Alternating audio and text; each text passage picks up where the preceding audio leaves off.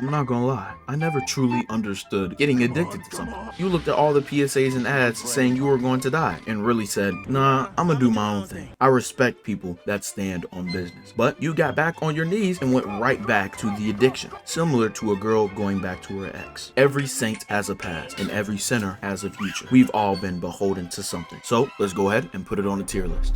Nicotine, one of the most common substances of choice. The consumption of nicotine has evolved over time, from watching smoker PSAs showing people at the end of their life just to fearmonger and barely move the needle, which is why people opted for soft PSA strategies. You're in class and asked to use the restroom, and right before you go into the restroom, you smell a fruity aroma emitting from the door, and you think it's about time these janitors did their job. You open the door and the restroom is still dirty. You were smelling the fruity aroma from the group of teens hotboxing the restroom. Despite that, you still have a bladder that needs emptying. You use the facilities, and as you're washing your hands, one of the guys offers you a hit. You hesitate at first, but you ultimately give in. A seed has been planted. Suddenly, you're Googling vape pens under $20, fiending and begging for the next hit. You've fallen into a vicious cycle. Instead of smelling like ashtrays, you smell like blueberry. But because the addiction is usually isolated to the individual, nicotine addiction belongs in A tier.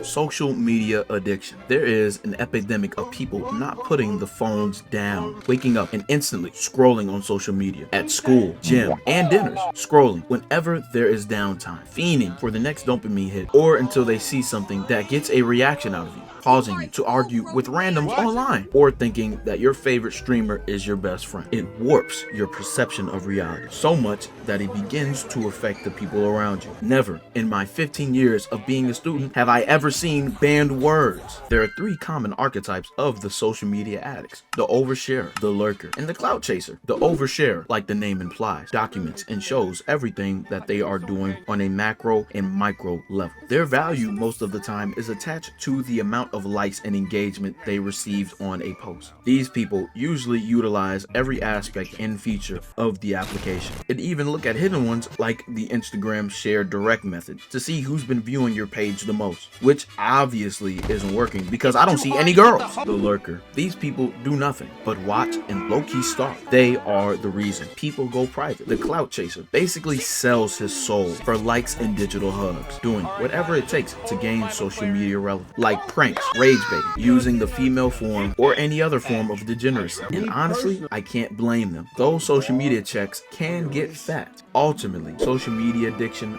belongs in C tier. Caffeine, the only socially acceptable drug that can give you a quick perk up when you're feeling a bit froggy.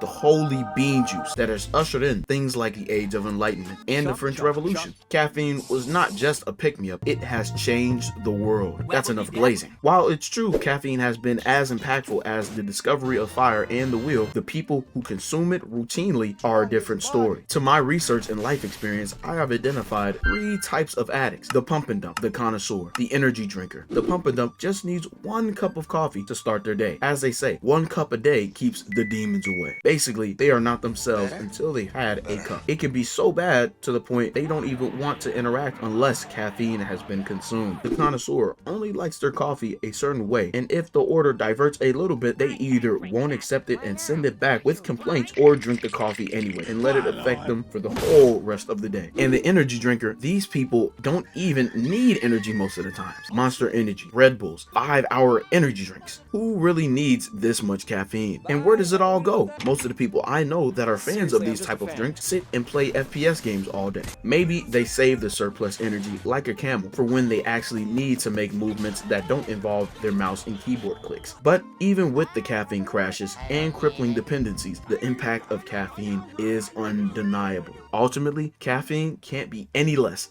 than S tier.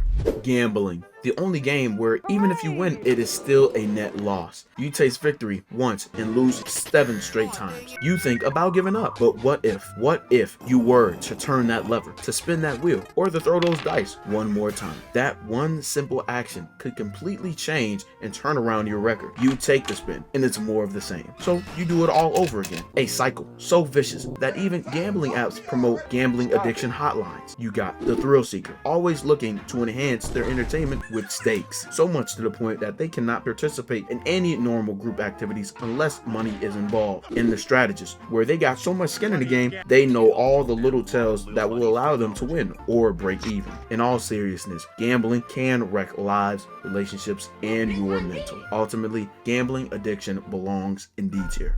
Alcohol. You go from only drinking when you're out with friends to catching your third DUI. Sometimes you are peer pressured into drinking, or your Irish blood activates as soon as you see your first beer. You have the party animal, the high class drunk, the sad boy, and the addict. The party animal uses alcohol for courage, to have fun, and to get whatever he wants. The high class drunk uses alcohol to have a nice pairing with X, Y, and Z, have a hobby while pretending not to be an addict, or boost their own value by saying weird sounding drinks. The sad boy, drinking to fill the hole she left in his heart. Don't drink that, boy. Drink some lean. The addict, wake up, drink. Going to bed, drink. Sitting around, drink. Everything is made better with a drink in hand. Something all uncles across the world can agree with. Alcohol has been the catalyst of a lot of bad, but if used correctly, it can enhance your life and may even be the reason you're watching this video. Ultimately, alcohol addiction belongs in D tier.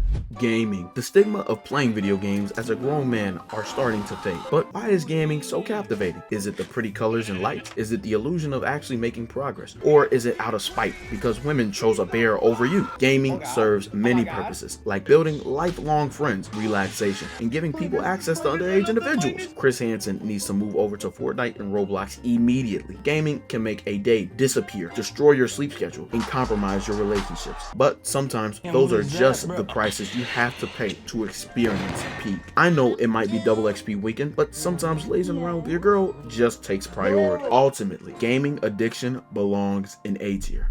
Pornography. Bro, this addiction is low-key lame because these are the same dudes that be saying she has no father, she's a bop, etc. and then proceed to follow Angel Reese for obvious sports-related reasons. I didn't really understand how much money Korn made because it was always free, but now with the rise of OF, these girls are making more than pro athletes, and every time a girl shows her earnings, the question always arises, who is paying for this? There are people that truly don't mind paying monthly to interact with a person. I guess for them, it's like a Netflix subscription. But with the advancement of AI, you may not be talking to a human. There might be a OF mode for ChatGPT. Pornography can degrade your drive, productivity, and expectations. It is one of those time wasters that can delay your goals and hinder you with time to perform. Ultimately, pornography belongs in D tier. Peer pressure / validation. What exactly am I talking about? There are people who are extremely beholden to people that they have a high opinion of. Usually do not involve familial ties. The frat dude that says you're chill because you let him call you nigga. The fine shit on TikTok saying Duke Dennis is the meta, so you go out and get a ski mask. Or people saying you're moving wrong while they're standing still. It compromises your authenticity, which can affect your passions and your relationships. You get everything you've ever wanted, the superficial, the material, etc.